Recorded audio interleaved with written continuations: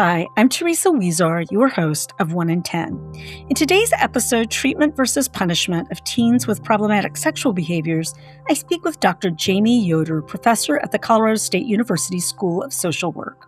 Now, regular listeners know that problematic sexual behaviors in youth is a topic we've covered in several past episodes. Issues such as why some kids act out in this way, how treatable these children and youth are, and how child abuse professionals can help. But today we're exploring two other very important aspects. First, how does adversity or trauma intersect or add to the risk of youth displaying problematic sexual behaviors? And secondly, how can existing evidence-based treatments, in this case TFCBT or trauma-focused behavioral therapy, be leveraged to work with this population? We know that there are too few resources for adolescents with problematic sexual behaviors, and this can lead to punitive approaches rather than treatment-oriented approaches with this population. So how do we take a workforce that has widely adopted TFCBT and apply its principles and methodology to expand the available resources to youth with problematic sexual behaviors and their families? To learn more about how to create both more resources and more safety, please take a listen. Hi, Jamie. Welcome to 1 in 10. Thank you for having me. I'm excited to be here today. So we've had various guests on talking about youth with problematic sexual behaviors before. However, I felt that your study touched on something that was somewhat different, and I'm just looking forward to our opportunity to talk about it together. But before we dive in there, I'm curious about what really brought you to this work, looking at TFCBT and its application with youth with problematic sexual behaviors.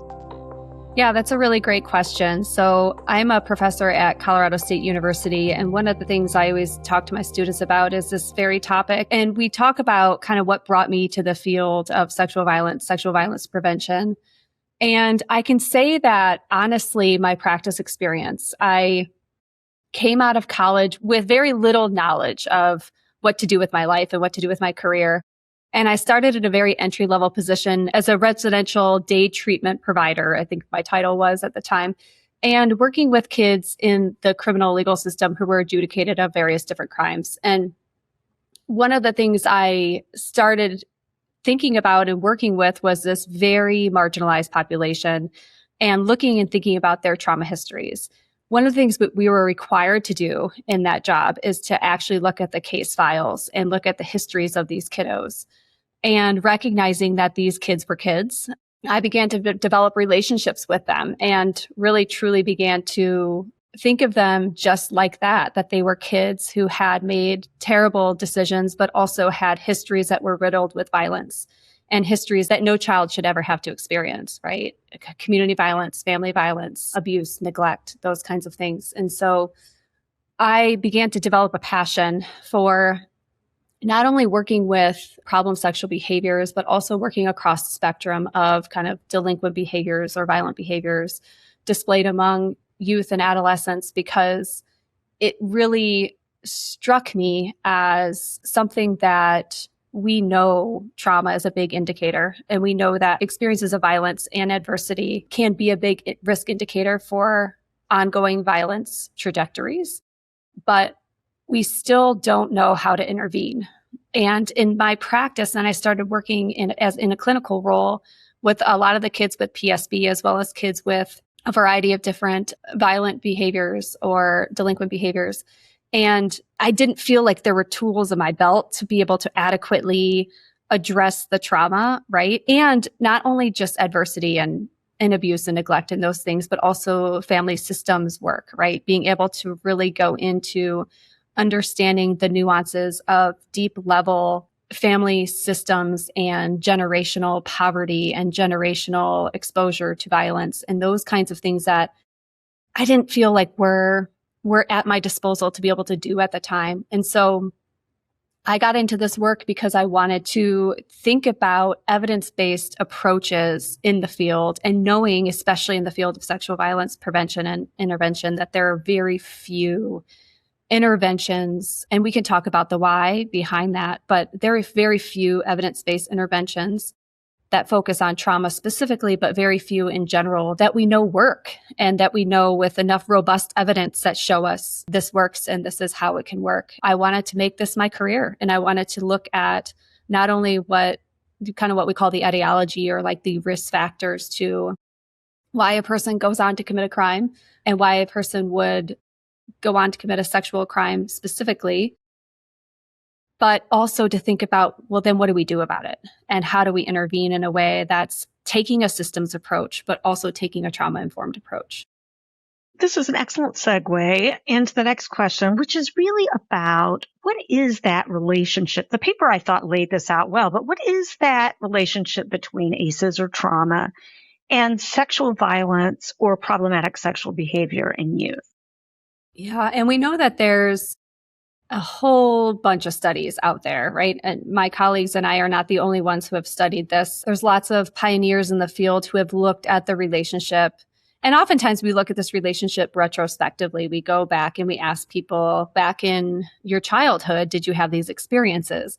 We also know that there's some prospective studies that have been published more recently that show that there is this, if we follow kids over time, we see that these trajectories of sexual violence or problem sexual behaviors begin to emerge. And these risk factors of adversity and trauma are big indicators for why.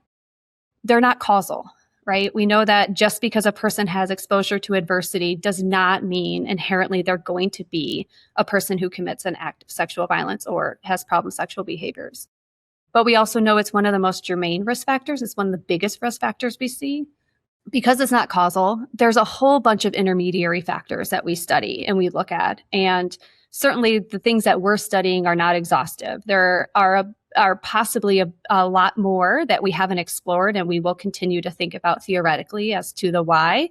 But some of the most important intermediary factors that we like to look at and we have thought about and have been shown up in the literature are around things like attachment and relational capacities. So like, how does trauma, the exposure to adversity, disrupt relational experiences in the household? Or how do they also contribute to trauma, right? So those things are kind of mutually reinforcing. They can be happening or co-occurring at the same time.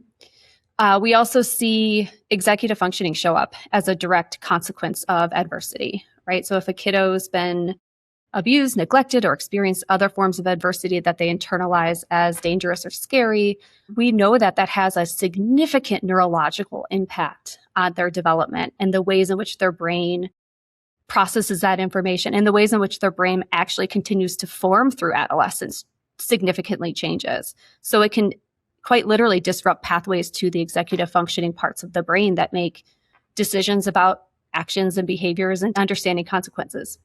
So we see, family attachment, relational stuff. We see executive functioning stuff show up. And then one of the other things we also see show up all the time is, these trauma symptomatology. And we know that we can't change oftentimes what happens to somebody in the past. We all have histories and we all have experiences in our early childhood that that are stagnant risk factors, but we know that there can also be consequences to that which show up as hypervigilance or even anxiety or difficulty sleeping, feeling overwhelmed, right? So these other symptoms of trauma are part and parcel of the experience of having an adverse childhood experience or multiple during childhood.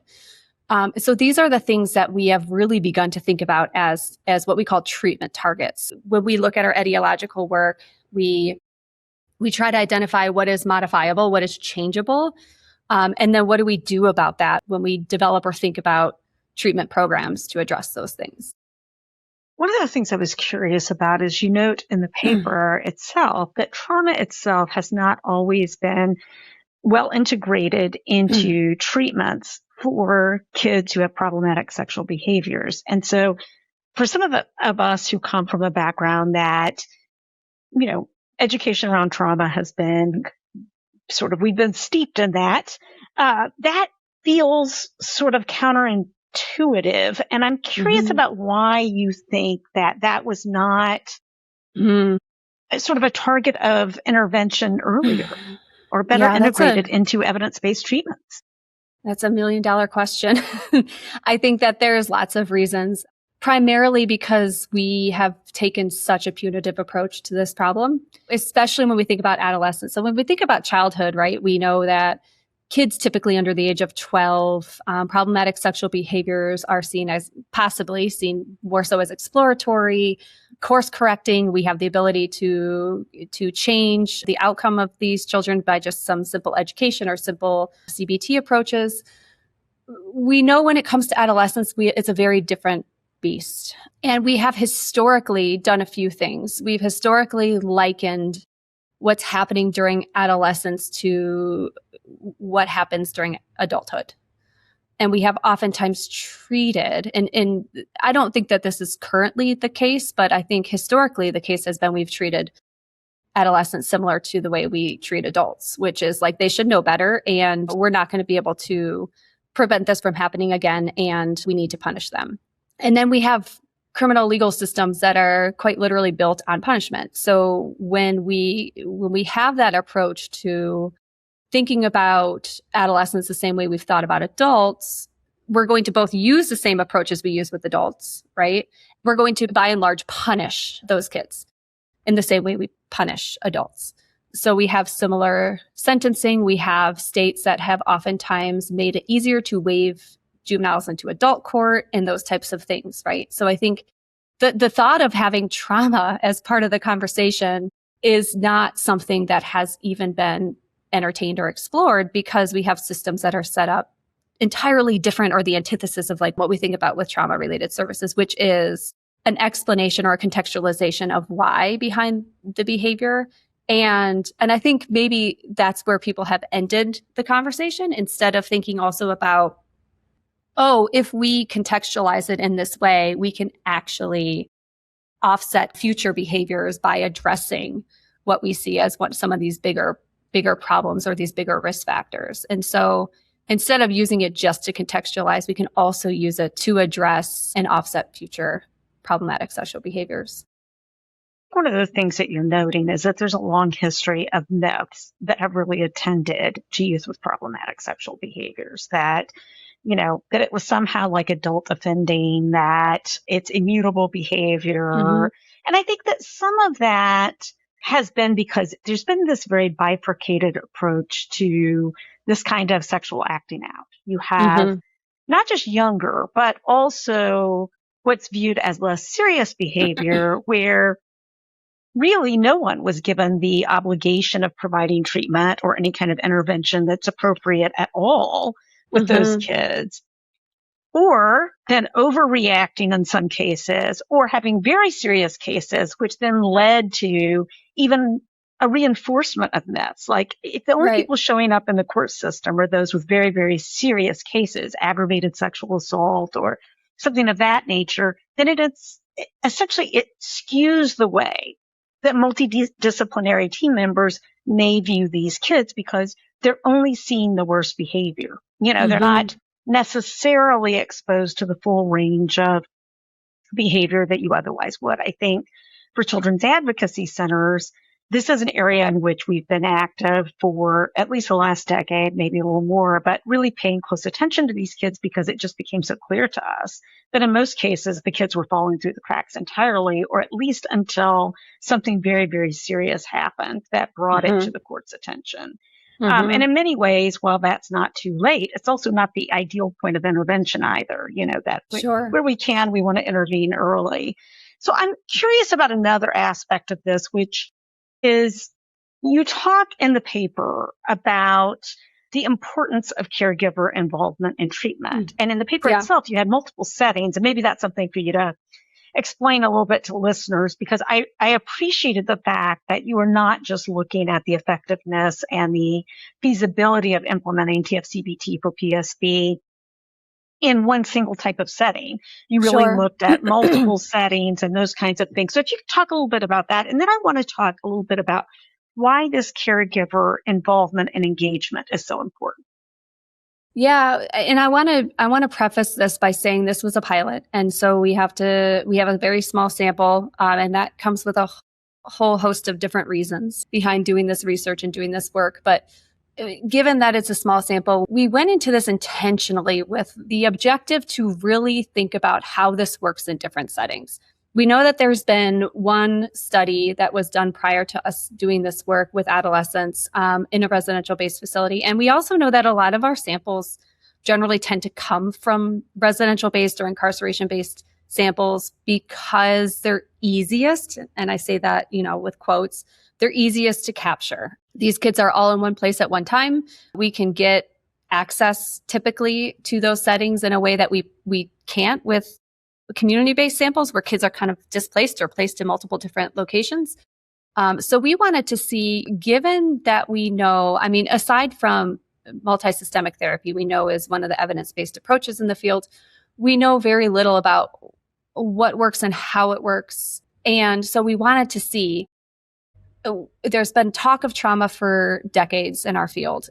If we use a pre-existing evidence-based approach to addressing trauma, can we at least begin to think about testing how it kind of works in both of these settings? And we were able to, with tons of gratitude, be able to partner with two entities in the state of Georgia who were really enthusiastic about doing this work and wanted us to come in and kind of support some of their efforts. And so their criminal legal system, their juvenile justice system, I should say, came to the table and said, we'd love to have you partner and we'd love to be able to institute this type of approach. And so we were able to partner with, in some ways, their system was easy to, I should say, infiltrate in some ways because they had providers or clinicians who were being paid by the state to do this work already, to do therapy and rehabilitative services for PSV clients already. They were amenable to being trained. They were willing to work with us. They were all typically like in one location or typically in one general kind of like trained up in one model, versus the community-based providers who were coming at this from various different perspectives, but were at one agency location. And often we had the challenge of being able to reach out to their various different clients because they were in the community, right? They had different schedules. They had different parent involvement. They had various different, sometimes they were even driving to locations to see kids, like upwards of 2 to 3 hours. So I should say that there were challenges in both of these locations, but we wanted to see, can it work? Like that was the ultimate question. And I think the answer to that question was yes, it can work. One of the things we need the most for this to work, though, is buy-in. And we realized after doing this that one of the things we're beginning to institute now in our current studies are readiness assessments. We would like to assess the extent to which that, not just that buy-in, but that infrastructure and support around being able to do this at a given agency, institution, or whether it's community or in a facility, or with individuals who are independent clinicians, have kind of the baseline readiness to implement TFCPT or to be trained on it prior to them kind of going through it. There's going to be barriers no matter what, right? Like there's going to be barriers in all the research and all the different things we're trying to do. But to be better prepared for those and to use our clinical team and our training team to support some of those barriers through the case consultation process was a game changer. And it has continued to be a game changer. So is it feasible? Yes. Do we need buy-in? Absolutely. So to turn to my question about caregivers for a moment, I think this is a common thread in evidence-based treatments, of course, that there's caregiver involvement wherever you can have that as a part of that. At the same time, it seemed in the way in which the write-up was done that this was particularly important here.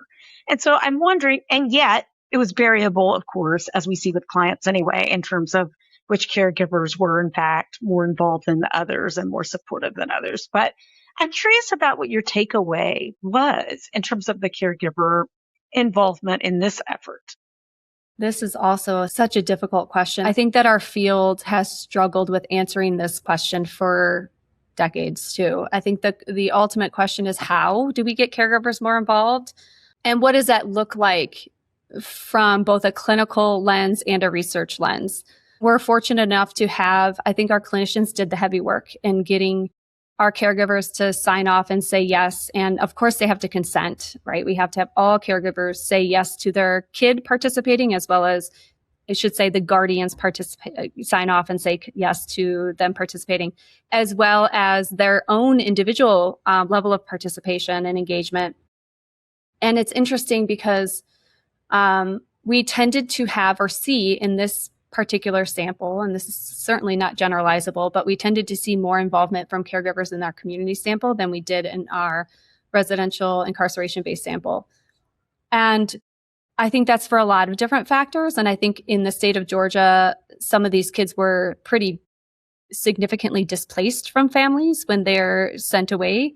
And so there's that proximity issue, right? And we also had, I think our clinicians in the incarceration-based sample were just overloaded with many, many different clients and caseloads that they had to navigate. And so we had a lot of those issues show up. But we also know in TFCBT that irrespective of whether or not a caregiver participates, there are still significant positive effects of this treatment on helping kids overcome trauma symptoms, helping kids with their what we call executive functioning or like regulatory capacities, being able to regulate emotions and behaviors. And also we see significant impacts on their ability to form connection and attachment. So we know that it can make a difference. And we know it can also change trauma symptoms. So we know it can make a difference. One of the things we go into this doing is really stressing caregiver involvement.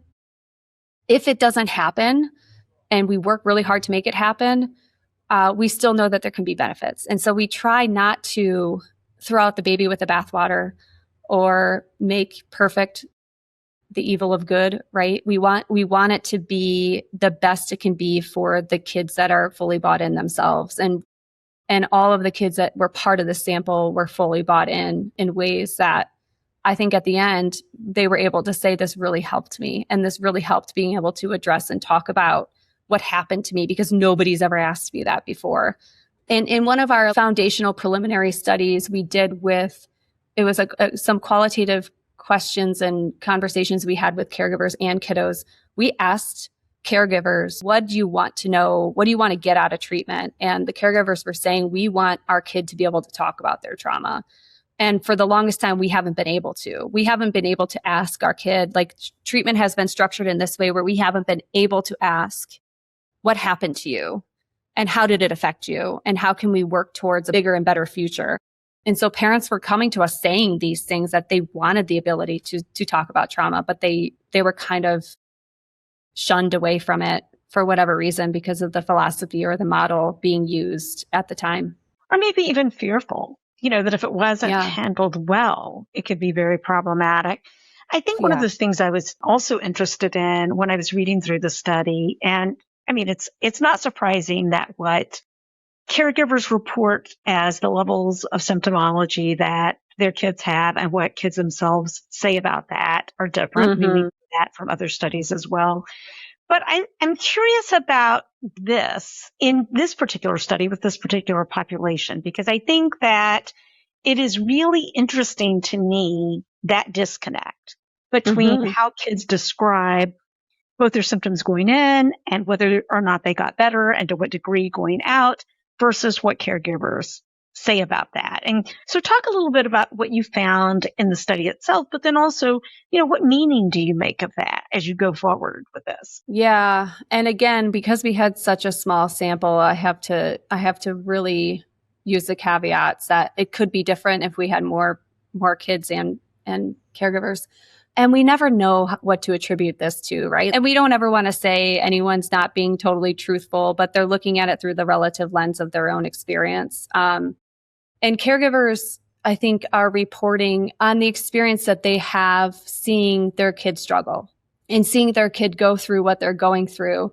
And we saw our caregivers report statistically significant positive effects on problematic sexual behaviors at the end of the day. Like they showed improvements in their kids' displaying of PSB from pre to post. Improvements meaning like reductions in their problematic sexual behaviors. And so that was great. It was wonderful to see. We didn't see the same effects for the kids. And one of the things we try to do in as many studies we can that capture kids and their caregivers is to triangulate that data, right? To be able to say, this is what's happening with reports on caregivers, and this is what we're seeing happening with reports on the youth. And so that was really exciting to see, like, caregivers are saying, like, these kids are showing significant reductions, and this is something that holds promise. Where we saw the kids show some improvement in their reports of their own trauma indicators, which was also really cool to see. But one of the things that, again, we have to interpret these results with caution. One of the things that we should also be thinking about is, what are the things that are trending in significance that we can, if we get a more robust sample, if we be able to get more kids on board, what can we really see making big improvements? And we saw that show up with some of our family and attachment relational kind of indicators and our metrics around family and attachment. One of the things that was surprising was that we saw trending in the opposite direction that we would expect was the regulation and executive functioning metrics, which was surprising. But again, they weren't significant. And again, we had such a small sample, so it was hard to kind of discern why we saw that happen. I like to look at what are the caregivers saying versus what are the youth saying, to triangulate it and to think about, the different perspectives and the ways that they approach the world and the ways that they see the problem perhaps differently. We know caregivers come to this problem with a lot of shame. And not to say that youth don't, but I think that caregivers come to this problem with a significant amount of shame and blame on themselves and on the family and on just the situation as a whole, in a way that I think is very profound. And I don't know that our field has quite understood it in a deep enough way. I think shame is one of the biggest treatment targets possibly that we've ignored. That's interesting. So, can you talk about that a little bit? Yeah, I think that when we look at this problem inherently from like a societal perspective, when you tell people that you study this or you're involved in this field, like the reaction that we oftentimes get, right, is, wow, I can't believe you do that, or God, that must be terrible. That must be so hard. It must be so hard. And imagining the parents' societal reaction they get when and if they decide to confidently share that with a colleague or a friend or a loved one, right, that their kid had engaged in a problematic sexual behavior. I'm a parent myself, and the amount of times I go through my life as the role as a parent of like taking on my kids' stuff, it happens, right? Like, it's just part of being a parent. It's part of being a parent, and we're living vicariously through our kids, whether or not we want to admit it. And we're also such a deep part of who they are, because it's a reflection. It's not just a reflection of you. It is you, right? It is who you are when you're a parent. And so I think that when there is a negative event and such a deeply stigmatized event like problematic sexual behavior or sexual violence, like, there is a profound amount of shame. And like, I can't believe that was my kid. I can't believe that I let that happen. I can't believe that I didn't stop it, or I didn't know about it, or the list goes on. So I think that there's a real opportunity that we're missing when it comes to, and maybe this goes hand in hand with caregiver engagement and treatment and services, but I think one of the biggest reasons why we don't see them more involved is because of that shame. And their own possible histories of their own trauma or abuse, right? Well, it's so multifaceted, because first of all, there's a good chance that the child that this youth acted out on is also a sibling, a cousin, a neighbor, somebody very close.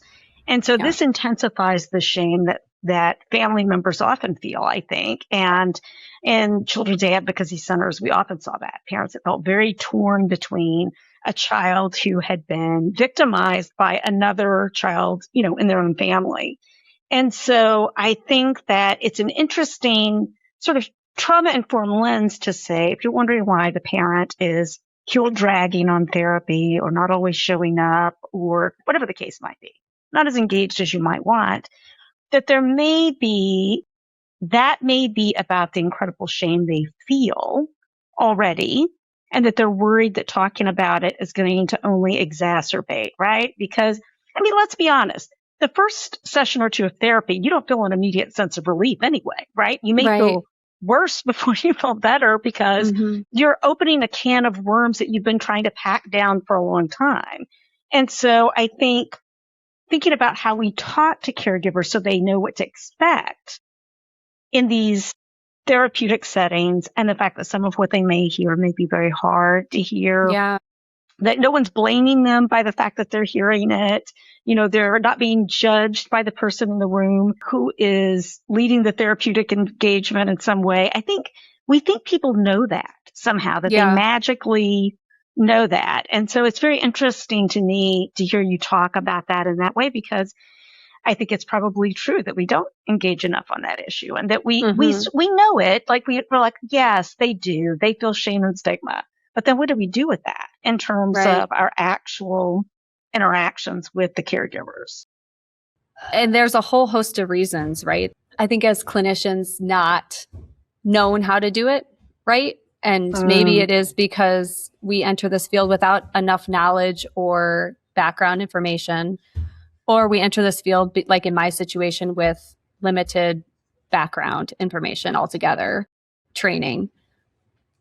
Or maybe it's that we ourselves cannot believe it when we actually interface with clients, right? We can't believe that parents didn't know this, or that parents wouldn't be blamed themselves. And so that internalization, maybe subconscious, could be part of that interaction, our own biases, right? Yeah.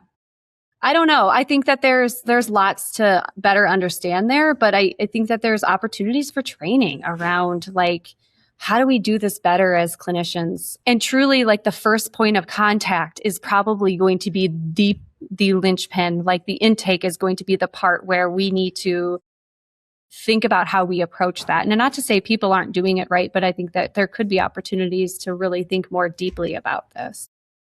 You know, there are always, I think, opportunities to improve. I remember when we first started raising the issue of serving kids with problematic sexual behaviors. And it was very interesting because there were a lot of initial barriers to that idea, right? First of all, we would have people tell us that it was in our standards that they couldn't. And we're like, well, we wrote them, so we know that it doesn't say that. Like, okay, so let's engage on that to begin with. And then there was my multidisciplinary team has concerns about this, you know, so a lot of education around that.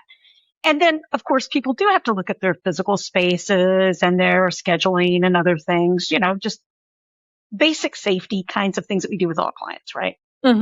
So, but then we found that when we started this process of training clinicians, there was a lot of trepidation about serving these kids. And so I think that there are these perceptual barriers that have to be broken down on the part of clinicians themselves. And I think it can be hard to admit that maybe you have some biases or some discomfort, or just feel like I'm inadequate to the task. Like I didn't come to this work to serve this particular population. I don't know what I'm doing. So I think if we could just sort of calm people down and, to your point, reinforce what you learned early on, which is the kids. Kids, you know? I know. I think that there's, like, prior to coming on, I was thinking more deeply about this too in my own experience, because I think that there is this bias we all have, and whether or not we want to admit it, this is hard work. And it's not, I don't know that it's a bias. I don't know for me that it's a total bias, but it's hard to hear. Like, and especially now that I have my own children, it's extremely hard to hear the stories. And to sit with it in a way that we expect our clinicians to do. And we expect our parents to do, quite honestly, and the kids, right? Like, sometimes it's trying to separate the action from the person. And I don't know that we're all really good at that. And this is why I feel blessed to have a job now where I get to still do the work, but do it with data too. And in a way that's not as engaged as those folks working at CACs or folks working as clinicians, because that's truly the hard stuff. But I think that it's really difficult sometimes when you do hear the actuality of the story, the reality of what happened, and to separate the human from the incident. This is where good clinical supervision can be a lifesaver, because that should be a place where someone can admit, I am really struggling with this. This client described what they did to their younger brother or the neighbor, and I am just having a hard time looking this kid in the eye. Like this moment of honesty about where you're really sitting with something, I think for all types of work within CACs is really the first step to being able to deal with and address that, because as long as we're going, oh no, we're fine. There's not a problem. And we're the professionals. We can hear this all day long. It doesn't bother us. Humans. Never mind. Yeah. Exactly. It's like, no, we're humans and it's natural. And I have heard, it's interesting you talking about your experience with once you had your kids, how much more difficult that became. I can't tell you the number of MDT professionals I've had tell me something very similar over the years. I had to step away for a little while when my kids were very young because I just couldn't hear the stories when I had a 2-year-old about 2-year-olds, or I had to, really think about the client load that I held while blah, blah, blah, blah, blah. I don't think there's anything wrong with either needing a break at times or needing to say, I need something different in my caseload because of what I'm coping with. Yeah. And I think too, when we think about this in the context of trauma, oftentimes when we first see our clients, they don't tell us their childhood histories. We don't know a lot of the full context of the story. That's right. We just hear the story, right? We just hear kind of what you're describing as like the worst of the things that they've done. And we may get tidbits from caseworkers or from their files around, like, here's some of their history. We haven't yet crafted a story around that, or at least we haven't had the kid tell us their story around that. So I think that becomes much easier to engage in the work once we begin to dig into the why, because that helps us create more of that human narrative and that human experience behind it. And I'm not saying that it's ever used as an excuse or it's ever used as a way to justify, but I think it helped me always look to the why.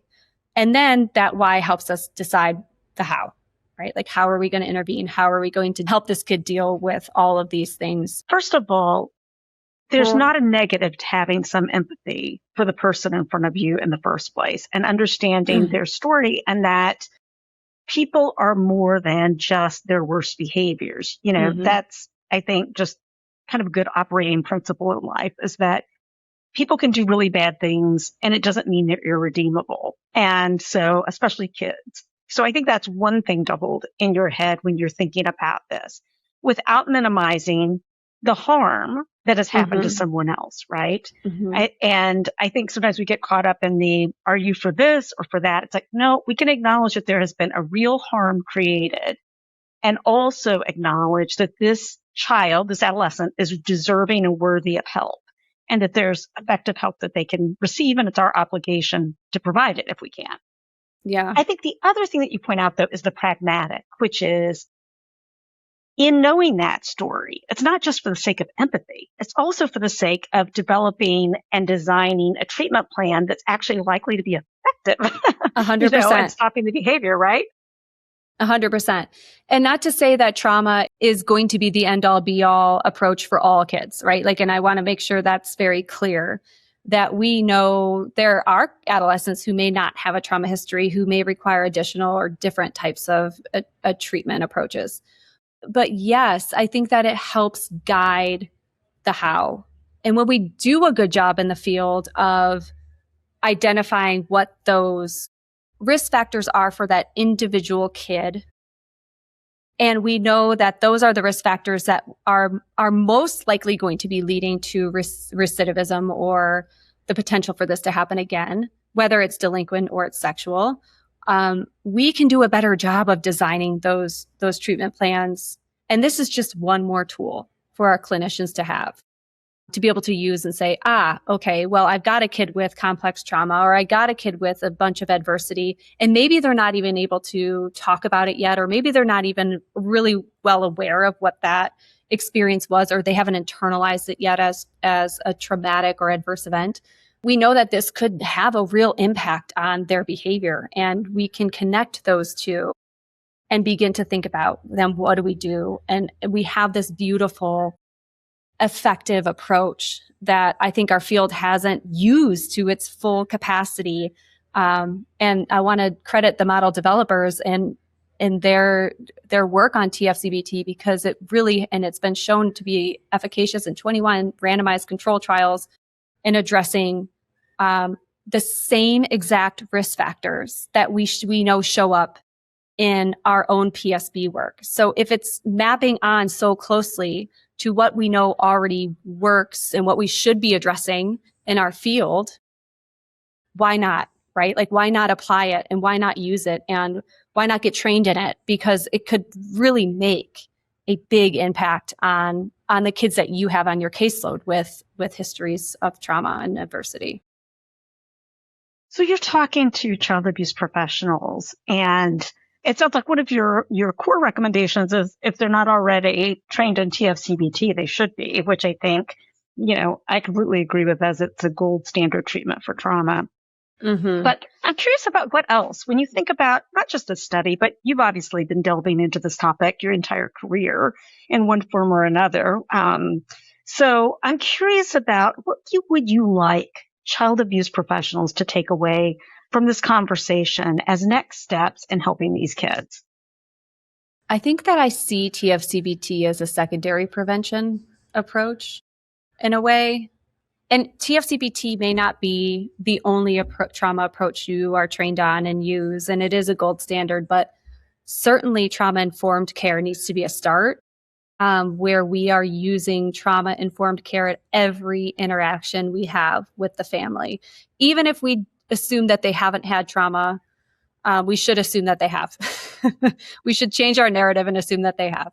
And trauma-informed care will not, if done right in terms of the way we interface with clients, the way we interface with caregivers, will not cause harm. It's just a holistic approach to identifying and caring for people in a way that considers what happened to them in their life, and using approaches and thinking about interactions and thinking about assessment processes and all of the things we already do through that lens of trauma-informed.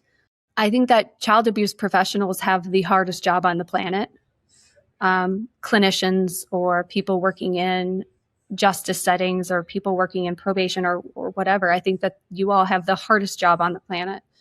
And I think that there is such a need for all of us to come together on this issue, and come together in the sense of, like, can we reserve the punitive approach for those people who really need it, and really defer to a true rehabilitative trauma approach for the vast majority of the kids, and think about the ways in which we have actually inadvertently caused harm by relying so heavily on this punitive response. And so that would be a huge message to trauma-informed. Let's think about it, let's integrate it, and let's move away from a punitive model altogether. It's so interesting as you were talking. I was thinking that, 40 years ago in this country, 41 years ago in this country, we didn't have a single CAC. And that movement really revolutionized the way that child abuse intervention exists. And it seems to me that there's no equivalent for kids with PSB. Which is how we wound up, 10 years ago, starting to go, these kids are our kids too. Let's start looking at that. Mm-hmm. But the piece that is missing is not just the treatment piece. It's the systems change piece. Yes. That we haven't gotten there yet. And I think that all of us combined together, working together, can accomplish systems change again, just as we did 40 years ago. Yeah, I was trained as a social worker. And so I love that. I love that word. I love systems. We think deeply about systems.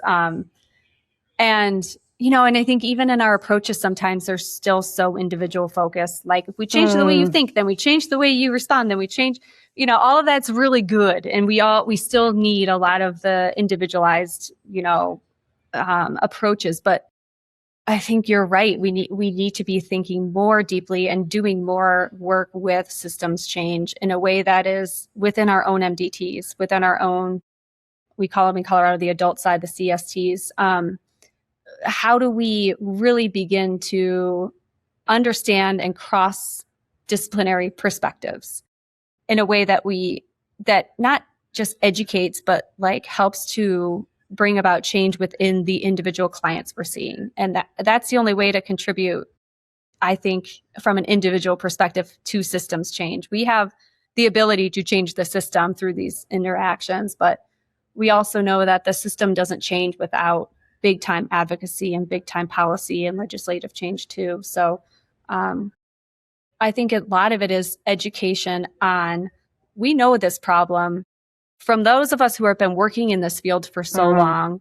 We know the realities of the problem. And we also know the realities that these are 95+% of the time, these are just kids who don't have supports in their lives in a way that have helped that guide them in making better decisions. So how can we take that approach into every kid we work with, every adolescent we work with, and that they're also amenable to change? Like they are worthy of change, and we should all be coming from that perspective too.